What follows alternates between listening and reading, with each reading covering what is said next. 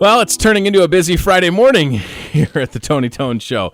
On the MPW Digital TV Celebrity Hotline right now, author Jesse Fink. We're going to talk AC/DC, but first we should probably say hello. Hey, Jesse, how are you, man? Good, man. Good to talk to you.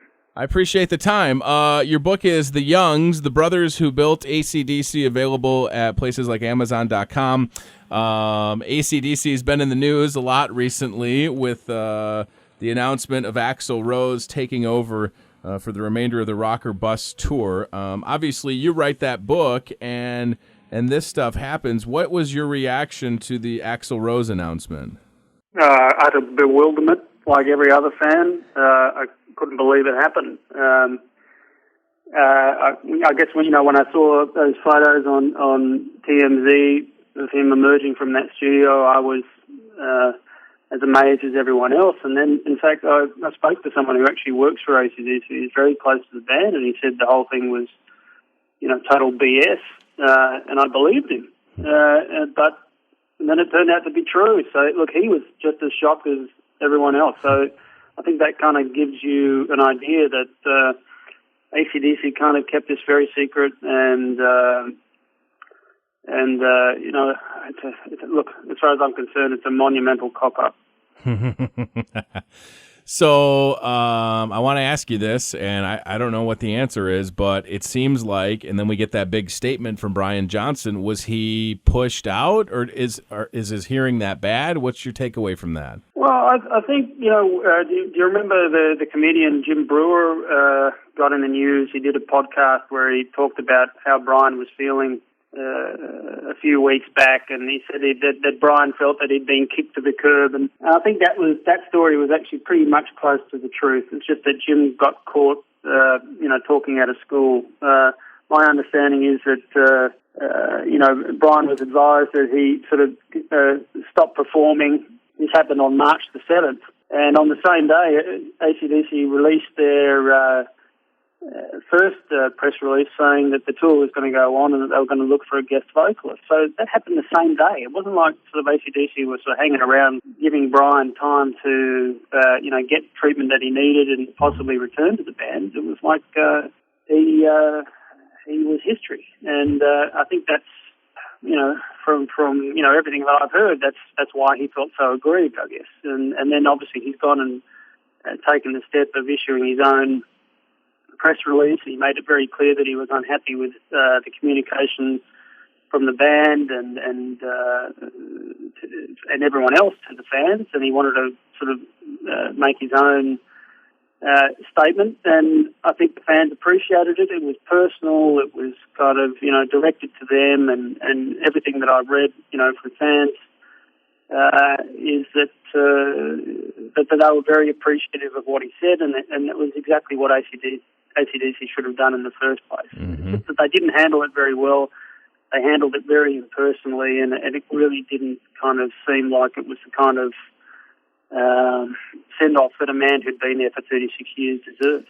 Right, and that's such a long. And I understand the desire that Angus has to continue, but I mean, 36 years. That's Brian Johnson's had been in AC/DC longer than I've been alive. I'm 32 years. I mean, that's a long time.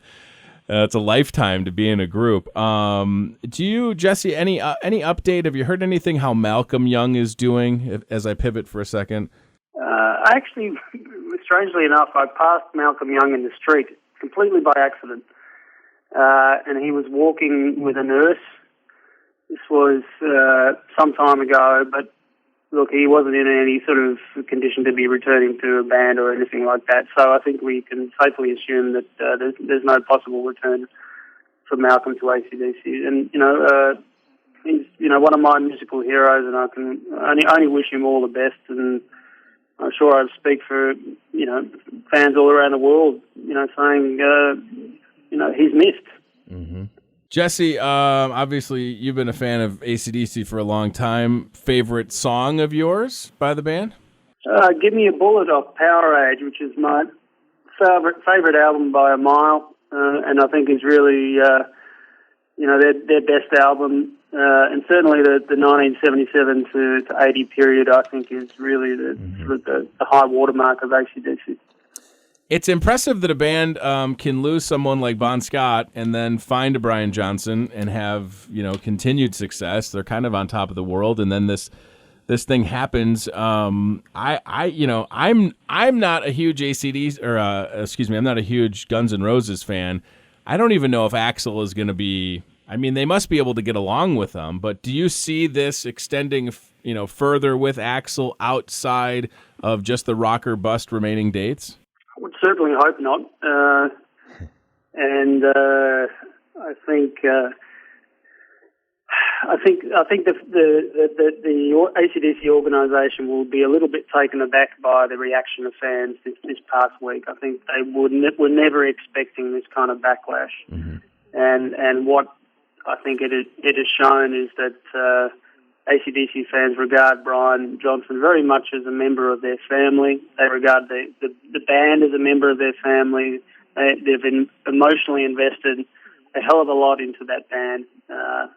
A lot of money, a lot of emotion over the years. It's 42 years. This band's been around a long time, and I can tell you that AC/DC fans are some of the most passionate and committed in the world. So if the management's reading what's being said, they'll realise that the interest of the band is going to be served by having Brian return, possibly do some farewell shows if he can manage it, possibly do one more album, and then if he needs to go off, then let him go off, and then the band can do what they want to do. And I think the fans will be happy with that. But what they're upset about is the fact that really he didn't get a chance to really go off in the kind of fashion that he deserved after giving so much to the band over 3 decades.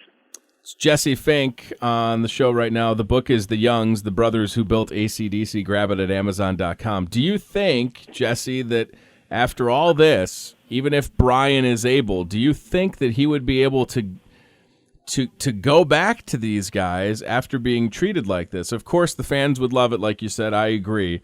But do you think that he would be able to sort of have the gusto to say, all right, I guess I can put this aside and come back and kind of close it out? Well, Brian's made a fairly good living from being in AC/DC, and I guess the public statements are only one side of the story. I mean, I've been looking at this band for years, and I don't know all their secrets. They're a very private band, and I can't assume that about them. That's for sure.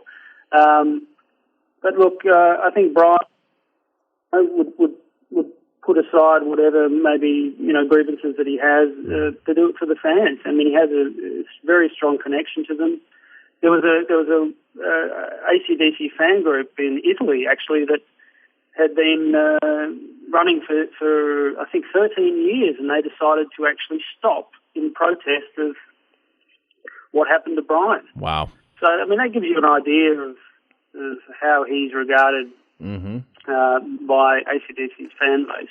He's very important to them. So, he had a very hard job following Bon Scott, but he's obviously done very well to get into the affections of fans the way he has.